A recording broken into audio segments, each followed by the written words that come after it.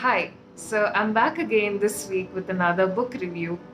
I Was Here by Gail Forman.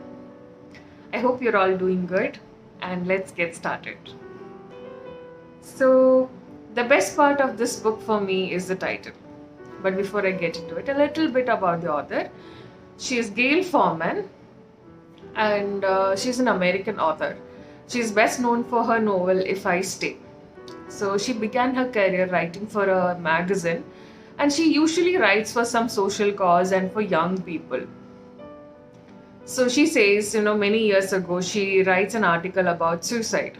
And in that process, she does a lot of research and she does interview of family and friends of young women who took their lives.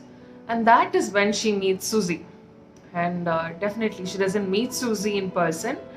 What happened is Susie was dead, and she learned about Susie through her friends and family. And Susie was described as a very young, talented 19-year-old. She was a very creative person. And in reality, Susie is the inspiration that author has to write this book, and the central character in this book is Meg. So if I talk about the book, it is a simple read, and it talks about a girl who committed suicide. And it also talks a little bit about relationships, of family dynamics, and I think that makes the book a little cute read.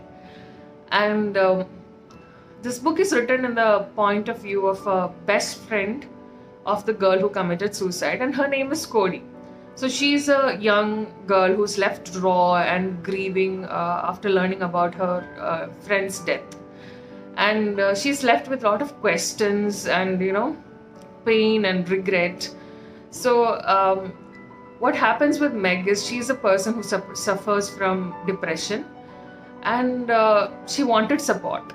To get the support, she finally reached to a suicide support group. That's something wrong to do, but she reached there. And the friend of hers, Cody, tries to find that out through, decoding her suicide note and just understanding what happened with her. And because she couldn't relate to her friend committing suicide. So that's the whole storyline.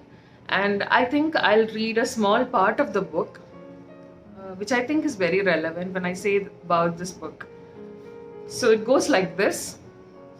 Because it's murder, because only God can choose when it's your time to go, because stealing a life is stealing from God. I parrot all the awful things people said about Meg. Richard shakes his head. No, because it kills hope. That's the sin. Anything that kills hope is a sin. And I'll also read a small part of author's note, which again I feel is very relevant to talk about. So it goes like this. Among people who die by suicide, the most common disorder is depression, though bipolar disorder and substance abuse are also risk factors.